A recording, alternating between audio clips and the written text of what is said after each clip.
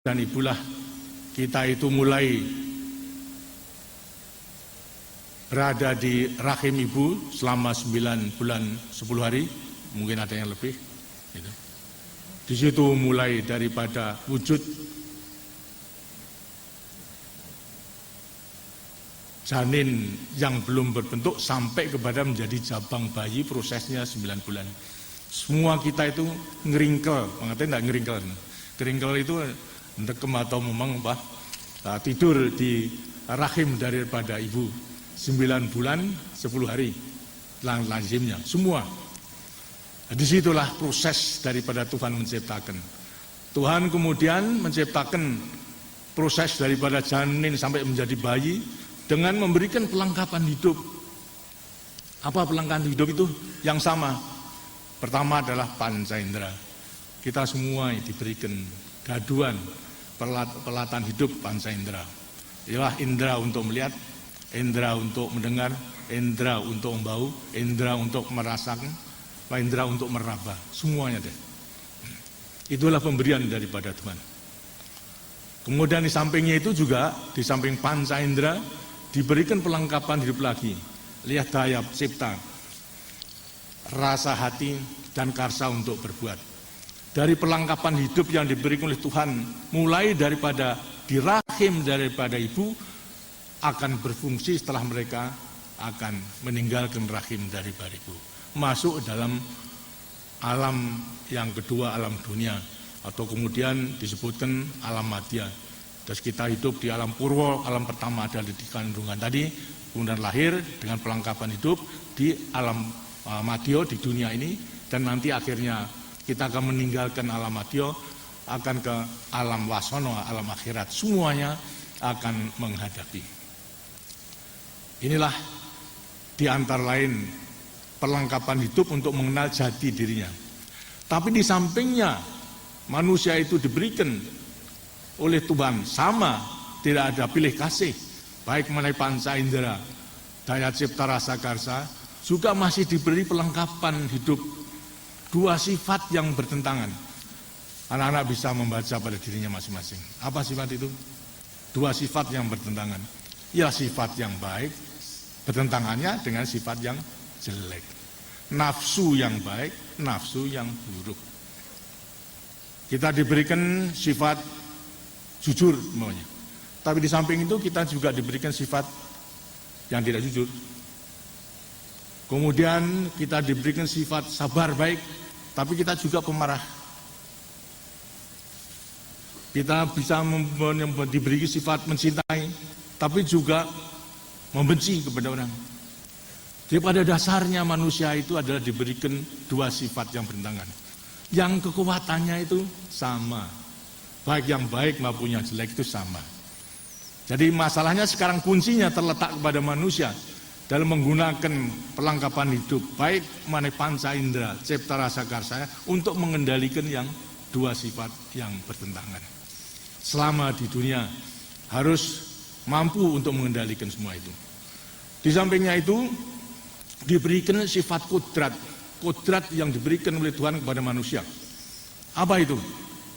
Pertama kali manusia itu memang dilahirkan secara individu, secara perorangan. Tidak tidak diciptakan secara rombongan, koden itu sama tidak. Akan tetapi orang per orang, individu. Akan tetapi di sampingnya juga dikodratkan lahir sebagai individu, tapi dikodratkan pula sebagai makhluk sosial. Bahkan dalam kehidupannya itu sebagian besar sejak mulai pertama sampai kepada mati nanti tergantung kepada masyarakat. Berarti akan harus memenuhi kewajibannya lebih besar sebagai makhluk sosial. Bukan mementingkan dirinya sendiri, akan tapi harus lebih memberikan pengorbanan untuk memenuhi kewajibannya sebagai makhluk sosial. Memberi pengorbanan kepada yang lebih besar. Dalam kehidupan keluarga misalnya, dirinya harus memberi pengorbanan untuk kepentingan keluarga. Kepentingan keluarga lebih besar daripada kepentingan diri. Kemudian kepentingan masyarakat. Kepentingan masyarakat lebih besar daripada kepentingan keluarga. Kepentingan negara dan bangsa lebih besar daripada kepentingan masyarakat. Nah, disinilah kita harus benar-benar menyadari akan sifat kodrati. Karena sampai mati, mulai daripada lahir sampai kepada mati, hidupnya manusia tergantung kepada orang lain. Sampai pada mati, umpamanya bertekad untuk hidup sendiri, tapi kalau mati toh akhirnya membutuhkan bantuan orang lain. Untuk mandi harus dimandi orang lain, untuk dikubur juga harus dikubur dengan bantuan orang lain. Jadi pada dasarnya daripada manusia kalau kemudian mengagung-agungkan kepentingan pribadinya saja tidak sesuai dengan sifat kodrati daripada manusia. Tapi harus bertekad untuk selalu menyediakan dirinya berkorban untuk kepentingan yang lebih besar. Karena kunci pokok daripada penghayatan pengalaman Pancasila adalah Eka Prasetya Pancakarsa yang telah dirumuskan dalam P4 yang telah diputuskan oleh Majelis Permusyawaratan Rakyat. Karena itu daripada anak-anak harus juga berlatih melaksanakan Eka Prasetya Pancakarsa itu. Baik mengenai Eka Prasetya adalah tekad satu untuk mengorbankan kepentingan diri, memenuhi kepentingan lebih besar dalam mewujudkan panggilan daripada 5 sila. Baik nilai-nilai ketuhanan, nilai-nilai kemanusiaan, nilai-nilai persatuan tadi yang penting, nilai-nilai kerakyatan yang dipimpin oleh hikmah kebijaksanaan dalam persoalan perwakilan pada demokrasi, nilai-nilai keadilan sosial. Jadi pada para remaja hendaknya berpegang pada 3 hal tadi, persatuan, kemudianlah mengetahui daripada melaksanakan Tridharma, dan kemudian melaksanakan Pancasila, mulai daripada mengenal jati dirinya maupun juga daripada sifat kodrati. Kalau itu bisa dilaksanakan, demokrasi yang ingin kita tegakkan, musyawarah mufakat, pasti akan bisa laksanakan. Karena mufakat didukung oleh pengorbanan daripada mereka yang lebih kecil daripada pendapat yang lebih besar. Kalau sekarang masih ada organisasi yang kemudian terus berceker-cekeran, itu berarti belum bisa melaksanakan demokrasi Pancasila. Karena golongan itu masih mempertahankan secara mutlak kependiriannya masing-masing. Apalagi golongan itu kecil. Itu dengan sihnya merupakan satu ukuran, mereka belum benar-benar hanya menerima Pancasila, tapi penghayatan pengalaman Pancasila belum pula bisa dilaksanakan daripada semuanya. Jadi demokrasi yang ingin kita tegakkan bukan demokrasi separuh tambah satu, tapi demokrasi Pancasila ialah musyawarah mufakat. Kalau memang perlu, ya kita harus kaji dengan ukuran separuh tambah satu, berarti melibat pungutan. Tapi selama kita bisa mengeterapkan musyawarah mufakat, tidak perlu daripada pungutan itu. Tapi andai kata memerlukan pungutan, oke, itu bisa dilaksanakan. Bukan kita tabu akan ada pungutan, bisa dilaksanakan. Tapi kalau benar-benar kita menghayati dan mengalami Pancasila, maka tidak perlu daripada voting, pungutan suara, karena masalahnya adalah harus musyawarah, adu argumentasi, mana argumentasi yang paling baik yang menguntungkan bangsa kita, itulah yang harus dibenarkan. Maka yang kecil harus mengorbankan dirinya untuk dapat menyetujui pendapat yang lebih besar yang telah dinilai, itulah yang menguntungkan yang lebih besar. Bagi kita yang terbesar adalah kepentingan negara dan bangsa. Sekarang ini kepentingan pembangunan sebagai pengawalan Pancasila. Nah, anak-anak remaja dalam melaksanakan kirab remaja itu merupakan salah satu daripada jalan untuk dapat mengenal daripada keadaan negaranya, keadaan tanah airnya, sehingga kemudian akan mencintai daripada tanah airnya, kemudian akan memanfaatkan tanah airnya untuk mencapai cita-cita masyarakat adil dan makmur berdasarkan Pancasila. Sekembalinya anak-anak di tempatnya masing-masing, tadi 27 remaja yang dikirim kepada provinsi, artinya 26, yang satu tetap tinggal di tempat, ditambah satu lagi cadangan, lantas bisa kumpul untuk membuat suatu analisa mengenai gambaran keadaan daripada tanah airnya, sehingga akhirnya bisa meyakini akan keagungan daripada Tuhan Yang Maha Kuasa, daripada rahmat yang diberikan kepada bangsa Indonesia memiliki tanah air yang demikian potensial. Akan tetapi sekali lagi bagaimanapun juga potensi yang dimiliki oleh tanah air kita, kekayaan yang dimiliki tanah air kita. Kalau kita tidak bisa memanfaatkan, dengan sendirinya juga tidak ada manfaatnya daripada bangsa kita. Karena itu pelajarilah terus, yang kemudian sumbangkan pikiran-pikiran yang baik bagi pertumbuhan remaja sampai kepada pemuda, pemuda dewasa, menjadi pemimpin-pemimpin nanti di daerahnya masing-masing.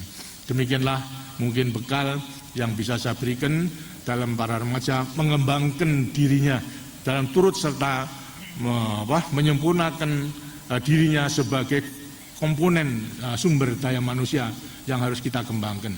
Di dalam memasuki kebangkitan nasional kedua, maka perkembangan pembangunan sumber daya manusia sehingga memiliki daripada ilmu pengetahuan dan teknologi, maka akhirnya saya percaya bahwa para remaja yang nanti akan menjadi generasi penerus akan bisa melanjutkan perjuangan kita untuk mencapai cita-cita perjuangan kita. Masyarakat adil dan makmur berdasarkan Pancasila, makmur dalam keadilan, adil dalam kemakmuran. Mudah-mudahan akan bisa dilaksanakan dan para remaja akan bisa menikmati daripada semuanya. Sekarang saya berikan waktu bagi siapa yang akan menyampaikan pengalamannya maupun juga daripada hal yang perlu ditanyakan kepada saya. Saya persilakan. Nah, saya dari kanan ya, kanan. Ya. Timur.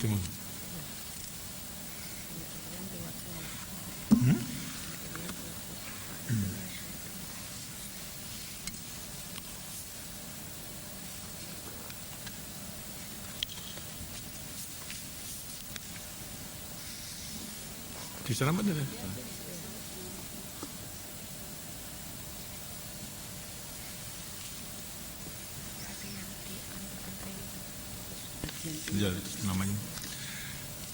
Namanya Ananda sudah nginep di tempat kelahiran saya, dan saya kira bisa merasakan pada waktu saya kecil menghidup di desa tersebut, kalau sekolah adalah 10 km itu ke Jogja, karena di tempat saya pada waktu tidak ada sekolahan. Jadi kalau sekolah naik sepeda, bahkan kalau sepedanya gembos banyak terpaksa harus jalan 10 km. Itu sampai beberapa tahun. Lantas tadi usulnya agar supaya pembangunan Indonesia bagian timur, khususnya mengenai soal irian saya. Memang pemerintah telah mengetahui dalam melaksanakan trilogi pembangunan, ialah stabilitas nasional, pertumbuhan dan pemerataan. Pemerataan tidak hanya mengenai menikmati hasilnya, tapi pemerataan pembangunan yang sebenarnya sekarang ini telah dilaksanakan. Di antara lain adalah melewati proyek Inpres desa, Inpres kabupaten. Ini semuanya adalah program pemerataan. Khususnya untuk irian Jaya, Indonesia bagian timur, memang pemerintah mendorong. Kita telah membentuk ada satu tim khusus untuk memikirkan program, menentukan program-program dalam pembangunan Indonesia bagian timur itu. Sampai sekarang memang belum banyak investor yang tertarik, tapi mudah-mudahan lambat laun juga akan tertarik bila mana mereka bisa memperhitungkan bahwasan investasi di Indonesia bagian timur, khususnya di Irian, itu akan menguntungkan. Sebab tidak ada investor yang mau nanam modalnya tanpa keuntungan. Sekarang yang untung adalah pertambangan. Dalam rangka pertanian memang sudah ada program. Yang penting adalah penyelesaian infrastruktur, ialah jalan. Pembangunan jalan dari Jayapura sampai kepada Wamena, ratusan kilo. Kalau itu sudah bisa dibuka, maka rakyat nanti akan bisa ditarik ke kanan kiri daripada jalan, sehingga mereka nanti bisa terus dalam pembangunan dalam bidang pertanian, terutama perkebunan sebagai plasma. Sebab kalau jalan itu belum ada, apapun yang dibangun sekarang dihasilkan di Wamena, jalannya tidak ada, tidak akan ada artinya. Kenapa? Produknya tidak bisa dijual. Andai kata dijual, ongkos angkutan karena hanya melewati udara lebih mahal, karena tidak akan menguntungkan. Karena itu jalan sekarang yang ditamakan, sekarang sudah sampai di tengah-tengah. Programnya selanjutnya, kanan kiri daripada jalan akan diperuntukkan bagi rakyat dalam rangka pembangunan perkebunan. Nanti sebagai perkebunan di rakyat. Rakyat sebagai plasma daripada pembangunan perkebunan tersebut. Kalau itu bisa terjadi, ya berarti nanti inti akan membimbingnya kepada rakyat dan menghasilkan, tidak hanya menghasilkan, pemasaran pun juga akan bisa jamin, sehingga nanti akan lebih makmur daripada keadaan rakyat di Irian Jaya. Menurut penglihatan saya sejak membebaskan Irian tahun 62, selama penduduk Irian masih ada di gunung-gunung terpencar satu dengan lain, sulit untuk dapat berkembang. Kalau memang tidak didekatkan kepada infrastruktur, baik mengenai hubungan, terutama hubungan laut maupun hubungan darat. Karena itu jalan sangat mutlak perlu dibangun. Dan sekarang sudah mulai dan sudah menghasilkan separuh daripada jalan Jayapura sampai kepada Wamena. Nah, demikian. Tidak perlu khawatir, memang memakan waktu daripada pembangunan Irian Jaya hingga potensi Irian Jaya akan bisa dikembangkan. Mengerti? Ya. Terima kasih. Sana, silakan.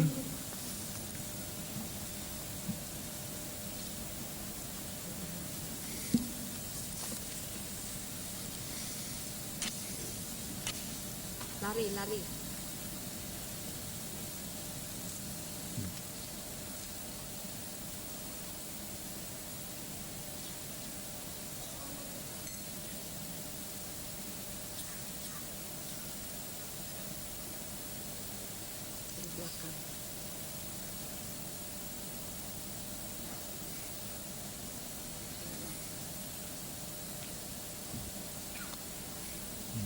Tarik ke sini.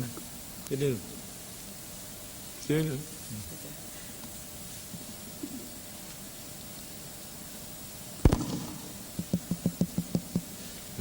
Assalamualaikum warahmatullahi wabarakatuh. Waalaikumsalam.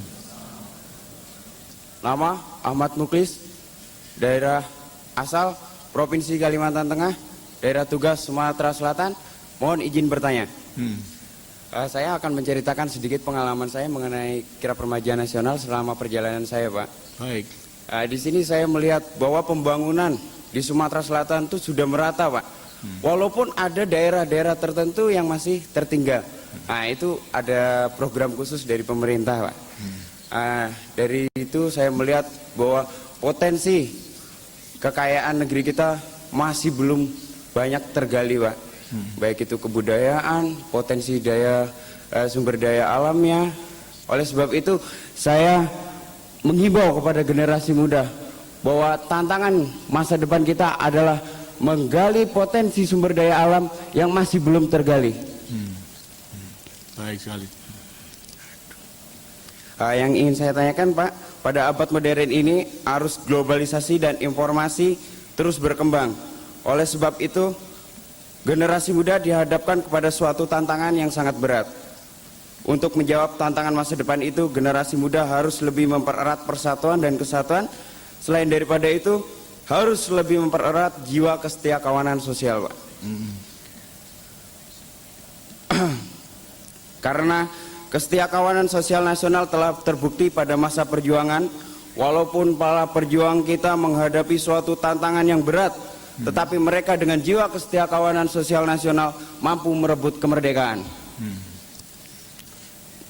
Disinilah yang ingin saya tanyakan, bagaimana penjabaran jiwa kesetiakawanan sosial nasional dalam abad modern ini, baik itu penjabaran dalam bidang politik, ekonomi, sosial budaya, dan pertahanan keamanan. Terima kasih, Pak. Wassalamualaikum warahmatullahi wabarakatuh. Terima kasih. Saya kira daripada suatu ajakan untuk memanfaatkan potensi daripada tanah air kita dan menggali sumber daya alam dan sumber daya manusia untuk melanjutkan perjuangan, suatu ajakan yang baik, dan ini merupakan satu tantangan yang tidak ringan bagi para remaja. Pertanyaan selanjutnya tadi adalah menghadapi globalisasi, bagaimana daripada para generasi muda dalam menghadapi daripada semuanya itu sedemikian rupa sehingga kita tidak akan terlindas oleh pengaruh globalisasi yang negatif. Tentunya seperti tadi yang saya katakan, kita harus benar-benar mempunyai budaya yang dapat kita andalkan. Budaya yang bisa kita andalkan adalah budaya Pancasila, daripada kehidupan Pancasila. Kita harus melengkapi diri itu berdasarkan jati diri dan sifat kodrati daripada kita. Kita harus percaya kepada budaya kita. Nah, karena dengan percaya pada budaya kita, tidak perlu lantas kita itu khawatir untuk menghadapi pengaruh budaya yang negatif. Budaya asing yang baik bisa kita terima untuk memperkuat daripada budaya kita. Tapi budaya yang negatif, yang tidak cocok dengan kita, dengan kehidupan kita bernegara, berbangsa, dan bermasyarakat berdasarkan Pancasila, maka tidak perlu kita terima. Karena itulah kita perlu melengkapi diri dengan jiwa dan semangat Pancasila tadi. Selamilah daripada Pancasila ini dengan sebaik-baiknya, sehingga tidak perlu kita khawatir. Kalau kita sudah meyakini budaya kita berdasarkan Pancasila, maka tidak perlu khawatir kita menghadapi ancaman, tantangan daripada pengaruh budaya daripada negara-negara lain. Pengaruh dalam rangka globalisasi, dunia itu satu. Bangsa itu tidak bisa memisahkan diri. Semua tergantung satu dengan yang lain.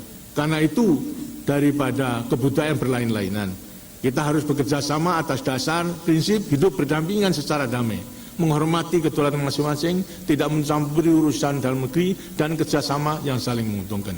Kalau ada budaya yang baik dan memang bisa kita serap, oke, kita tidak perlu menolak. Tapi kalau budaya kemudian akan menghancurkan, menghilangkan budaya kita, ya tidak perlu kita terima. Kita harus tegas untuk menolaknya itu. Demikian daripada jawaban saya.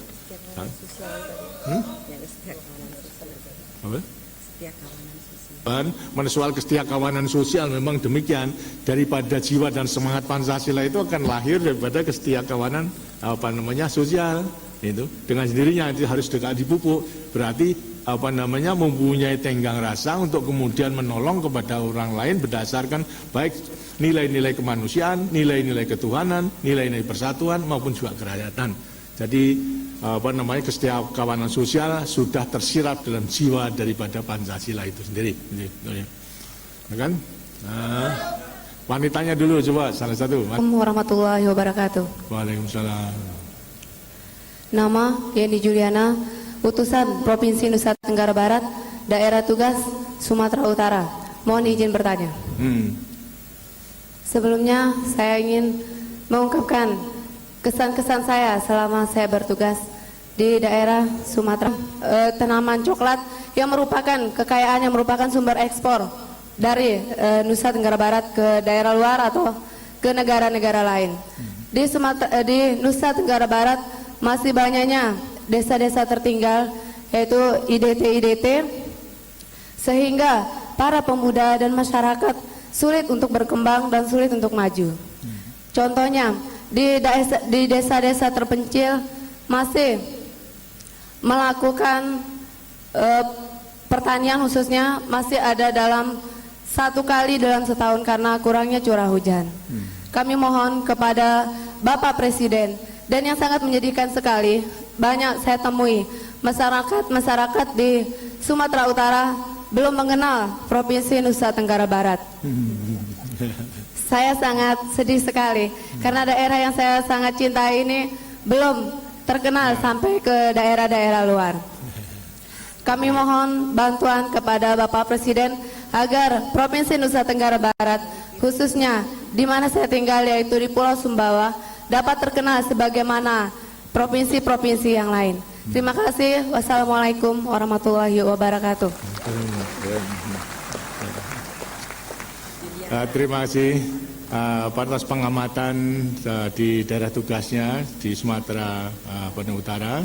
Dan memang di Sumatera Utara sejak mulai dulu memang merupakan daerah perkebunan yang terlebih maju daripada daerah lainnya yang merupakan sumber ekspor, apakah itu mengenai karetnya, kelapa sawitnya, kopinya, dan lain sebagainya. Dan sudah lebih maju daripada keadaan. Tapi bukan berarti daerah lainnya juga tidak diperhatikan. Masalahnya kalau mulai soal tanaman memang harus disesuaikan dengan kesuburan daripada tanah. Tidak semua tanah itu bisa ditanami kopi karet, tidak, tapi harus diselidiki. Jadi dipaksa untuk ditanami karet, kalau soilnya atau tanah tidak cocok juga tidak menghasilkan. Tapi bagi Nusa Tenggara Barat sudah ada satu keistimewaan. Dan tadi kalau belum dikenal, sebetulnya telah dikenal pada NTB dengan sistem gogor rancahnya itu sudah dikenal dengan tempat dikenal oleh lain daerah.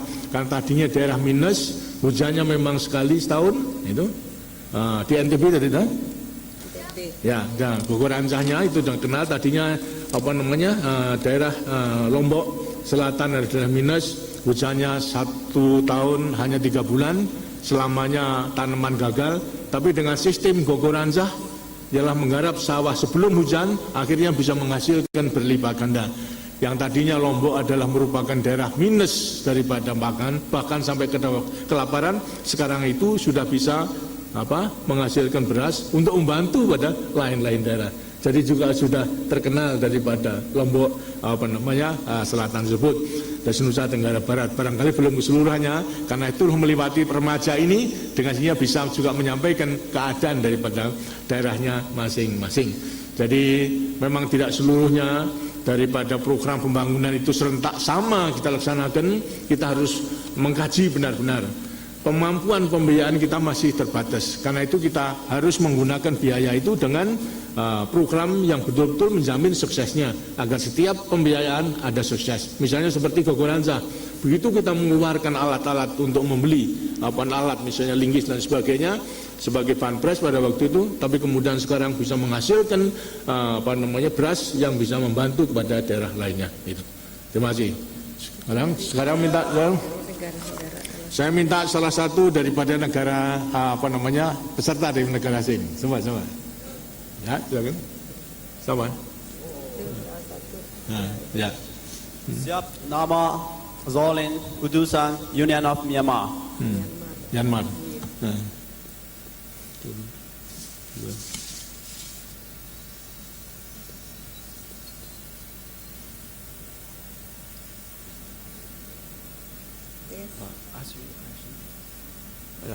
I've been to East Java, and I like to tell my experience.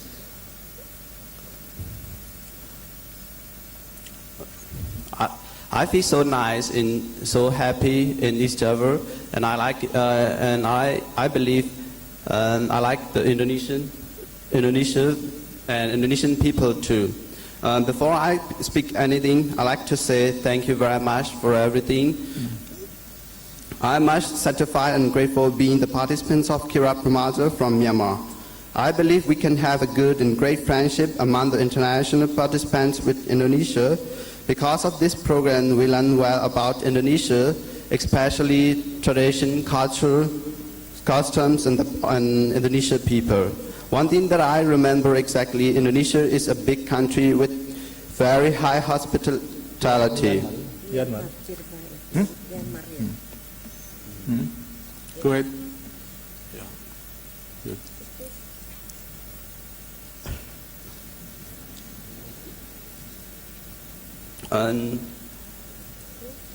I'd like to ask you a question, Mr. President, that I like to be as progress as Indonesia in my country. So is there any advice for us to my country?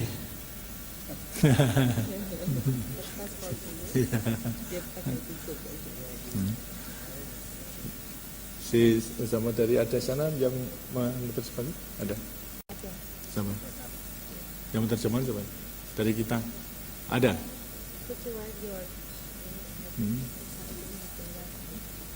Ada. Baik, terima kasih. Saya menghargai sekali daripada ikut sertanya daripada remaja dari Myanmar, dan ini memang juga dimaksudkan agar supaya hubungan antara bangsa melewati remaja akan bisa ditumbuhkan.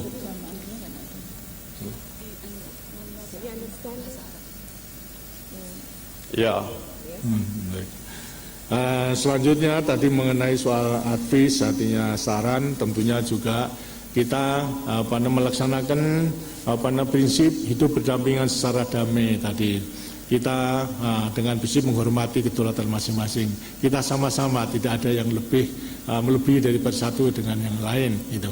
Jadi memang dalam rangka kerjasama antar bangsa kita saling memberikan bantuan sepanjang daripada bantuan itu tidak dinilai sebagai campur tangan maupun juga dengan yang sangat menguntungkan daripada kerjasama tersebut.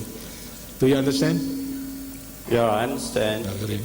First, I can get the China 6 very well, so I couldn't catch your voice very well for the first portion, but I can understand the second portion. Yang pertama tadi nggak gitu jelas, Apa? belum dengar ini penjelasan Bapak tadi, tapi sekarang udah. Oh, baik. Terus apa namanya? Yang pertama yang belum jelas ya. Yang pertama saya menghargai tadi bahwasanya remaja Myanmar ikut serta dalam melaksanakan kirab remaja ini. Ini merupakan salah satu jalan untuk lebih mendekatkan daripada kerjasama antara bangsa Myanmar dengan Indonesia maupun juga negara-negara lain. Melewati remaja, nanti akhirnya akan bisa dikembangkan. Kalau mulai daripada remaja, saling pengertian sudah mulai ditanamkan, dengan sini akhirnya nanti kerjasama yang saling menguntungkan itu akan bisa diwujudkan. Ya kan? Terima kasih. Yeah. Thank you. Terima kasih. Pak, terima kasih. Yang paling, yuk. Dan. Assalamualaikum warahmatullahi wabarakatuh. Waalaikumsalam. Nama saya Hamdan Al-Juhani, utusan Arab Saudi. لدي بعض الكلمات أريد أن أعبر عنها إلى سعادة الرئيس وقائد الحكومة الأندلسية. الحقيقة لاحظنا من خلال التجوال الرابع للشباب الوطني عدة أمور، لعل أهمها ما يلي. هناك حقيقة لا بد أن يتعرف عليها العالم أجمع، ألا وهي طيبة واحترام الإنسان الأندونوسي. هذا ما تميز به وما تحلت به شخصيته الكريمة. إضافة إلى ذلك رأينا واستمتعنا بالطبيعة الخلابة الجميلة في روابي أندونيسيا.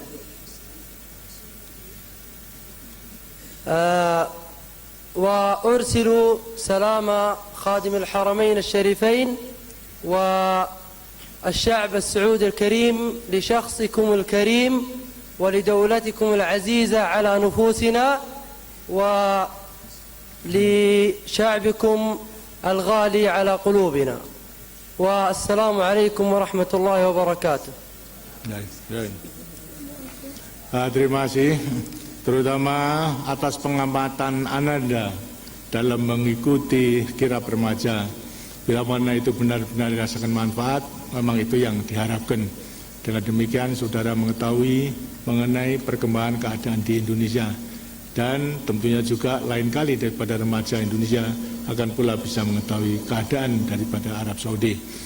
Nah, kita harapkan nanti akan bisa berkembang terus seperti tadi yang katakan, agar supaya benar-benar ini merupakan langkah-langkah permulaan yang baik untuk mendekatkan para remaja sehingga dalam kerjasama antar bangsa lebih bisa ditingkatkan.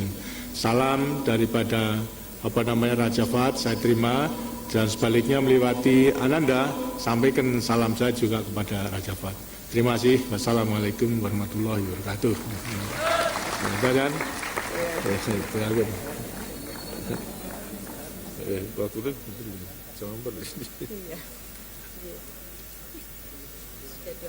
ya, continue. Assalamualaikum warahmatullahi wabarakatuh. Waalaikumsalam. Nama saya Syamsuddin Narong Hasani, negara asal dari Thailand. Alhamdulillah, pertama kali saya terima kasih kepada Bapak Presiden Soeharto dan Bunda Tutut yang dihormati, yang kami hormati. Sebelum saya bertanya satu pertanyaan, sebelumnya saya mau menyebutkan satu kesan saya selama perjalanan di Provinsi Riau. Kemudian saya utusannya di Riau. Tugas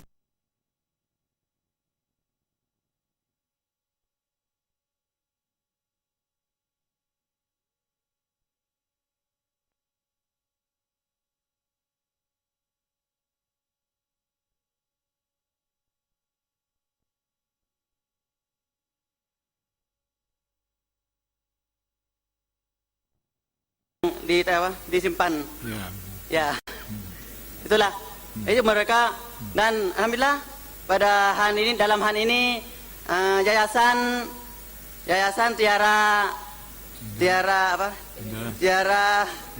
Tiara Indonesia udah merencanakan, membuatkan tempat penampungan air hujan di situ kemarin. Ya, alhamdulillah lah, hari ini masyarakat di situ sangat bahagia tentang hari ini. Saya juga kan. Alhamdulillah. Dan saya izin satu pertanyaan kepada Bapak. Ya. Tentang di Riau kan ada di Riau ini pada sarasehan di maaf ya. Ya, apa. Pada sarasehan di Kotip Dumai. Pada waktu itu pada sarasehan itu saya dapat satu informasi yang penting, bahwa di Riau itu di bawah tanah punya minyak, di atas bumi juga minyak di Riau. Ya. Minyak kelapa Tapi sawit. saya selama perjalanan itu saya bisa membagikan dua kelompok masyarakat di situ. Satunya orang yang kaya itu, yang dua orang miskin. Dalam hal ini saya mau tanya Bapak itu, orang punya minyak, orang kaya kan, tapi kok bisa ada miskin itu, Pak? Tapi miskin, rumahnya kecil itu ya. Ya Pak, Ya. itulah yang saya tanya. Bagaimana tentang rencananya pemerintah Indonesia tentang hal ini? Memang saya bisa menjadi pengalaman saya untuk pembangunan negara saya, insyaallah. Terima Baik. kasih Bapak. Terima kasih. Memang tadi diamati oleh Ananda bahwasanya di Riau masih terdapat kesulitan.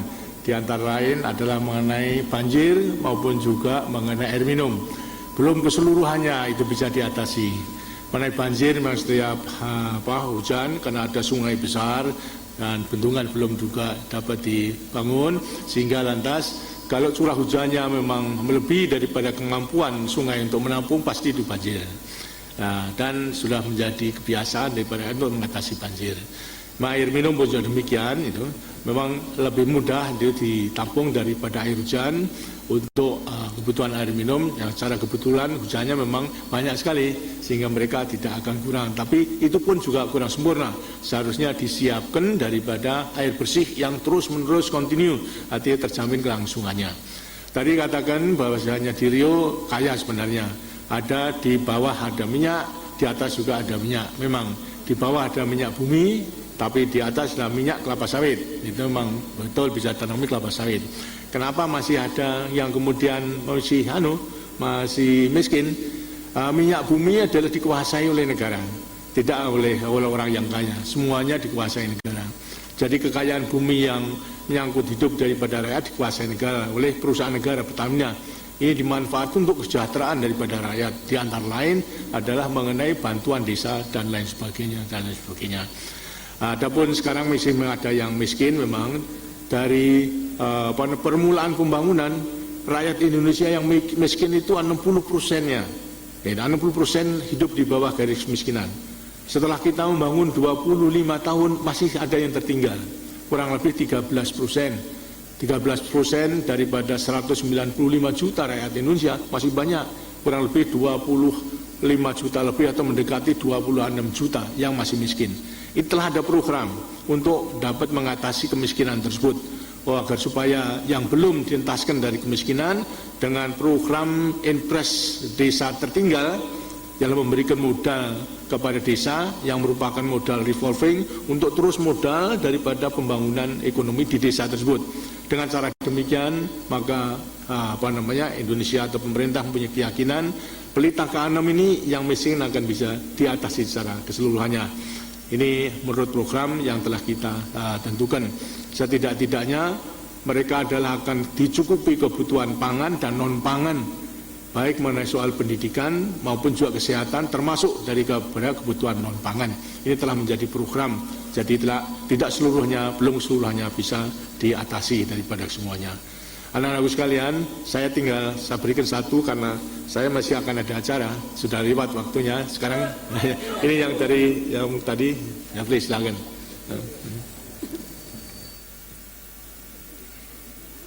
Assalamualaikum warahmatullahi wabarakatuh. Dan selamat sore. Nama Kutaiba dari Palestina, dari provinsi Kalimantan Tengah.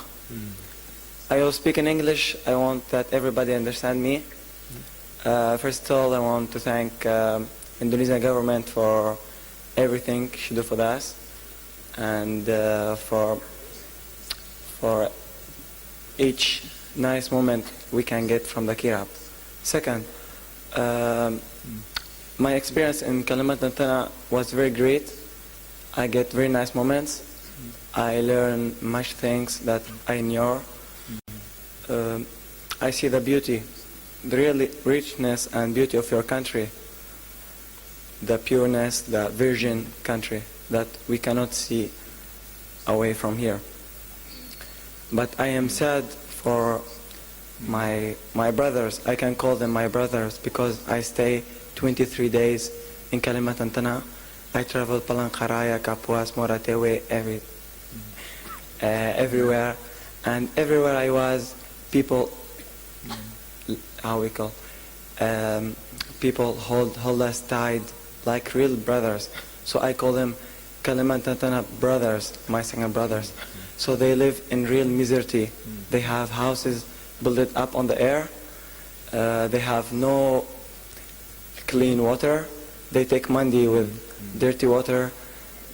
They cook their food, makan, also with dirty water. They have no electricity. There's no anything that can help them in their life. It is only, I think, in Kalimantan Tengah. They travel. It's really a miserable life. So I ask for that to the Panicha there in Kalimantan Tengah. They tell that's life. They live like this. We cannot change. But if all Indonesia live like this, house built on the air and no electricity, and you feel yourself very happy that in each moment you can fall down with how we call it, a very poor wood. So I want to know what's the government projects to help this poor people outside Jakarta. Terima kasih. Baik, terima kasih. Jadi itu semuanya telah menjadi program daripada pemerintah dalam rangka membangun secara keseluruhannya, didasarkan kepada trilogi pembangunan, stabilitas nasional, pertumbuhan dan pemerataan. Memang seperti tadi dikatakan, kondisi kita pada waktu mulai pembangunan memang sangat berat, sehingga belum keseluruhannya bisa kita atasi.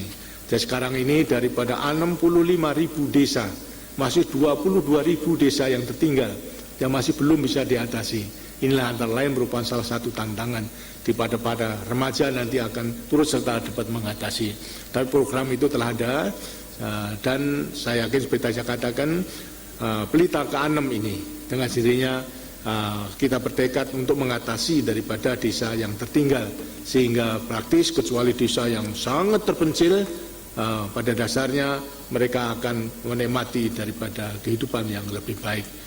Kita berusaha punya program untuk meningkatkan kesejahteraan daripada rakyat seluruhnya. Setidak-tidaknya kebutuhan daripada pangan dan non-pangan bisa dicukupi. Begitu pula pendidikan dengan adanya wajib belajar 9 tahun sekarang sudah dimulai. Begitu pula pelayanan kesehatan sampai kepada kecamatan-kecamatan melewati puskesmas, itu akan bisa dinikmati oleh rakyat keseluruhannya. Memang seperti juga tadi dikatakan belum keseluruhannya bisa diatasi, dan kita memprogramkan pelita ke-6 yang kita sudah masuki tahun kedua akan bisa mengatasi secara keseluruhannya.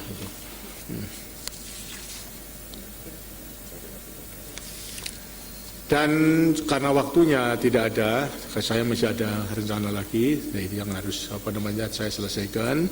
Saya tentunya juga tidak begitu bahagia, tidak bisa melayani pertanyaan daripada para remaja secara keseluruhannya. Tapi apa yang ditemukan di daerah tugasnya masing-masing bisa disusun, bisa kemudian lantas disampaikan kepada pemerintah. Setidak-tidaknya melewati Bunda Tutut itu bisa disampaikan, sehingga nanti akan disampaikan juga kepada pemerintah, khususnya pada saya. Akan merupakan masukan-masukan yang sangat berharga dalam rangka menyempurnakan daripada perencanaan maupun pembangunan pada umumnya. Sekali lagi anak-anak, jadi manfaatkan daripada apa yang telah dilaksanakan melewati kirap remaja ini sebagai tambahan daripada menggembleng diri, mempersiapkan diri sebagai pemuda maupun juga sebagai generasi penerus yang punya tanggung jawab untuk menyelesaikan pembangunan, bahkan adalah menyelesaikan segala sesuatu yang belum dapat dijamah maupun diselesaikan oleh pemerintah yang sekarang ini. Anak-anak daripada nantinya mempunyai kewajiban untuk dapat menyelesaikan sehingga keseluruhan daripada cita-cita perjuangan kita, masyarakat adil dan makmur berdasarkan Pancasila itu akan bisa diwujudkan. Sekembalinya ke tempatnya masing-masing, hendaknya supaya terus belajar, mempersiapkan diri sebaik-baiknya sehingga memiliki ilmu pengetahuan dan teknologi. Dan sekarang ini kita harus percaya bahwasanya bila ada kesempatan, maka pemuda-pemuda kita ternyata bisa menguasai ilmu pengetahuan dan teknologi dalam menuju kepada kebangkitan nasional kedua. Para remaja telah menyaksikan hasil-hasil daripada kakak-kakakmu, generasi penerus, baik mengenai soal mesin, kapal, maupun juga daripada pesawat terbang yang didesain oleh putra-putri Indonesia. Nah, semua negara mengkhawatirkan mungkin bisa mendesain, tapi apakah mungkin bisa terbang? Dan ternyata tanggal 10 Agustus ini bisa terbang dengan selamat sehingga nanti akan bisa dikembangkan. Untuk selanjutnya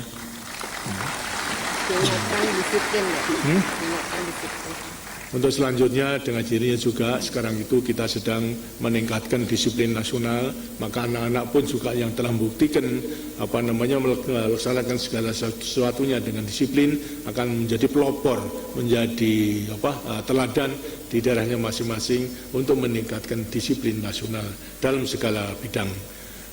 Saya iringi dengan doa semoga Tuhan selalu akan melindungi anak-anak remaja sekalian kembali ke tempat dan kemudian bisa belajar dan melanjutkan daripada perjuangannya. Terima kasih. Wassalamualaikum warahmatullahi wabarakatuh.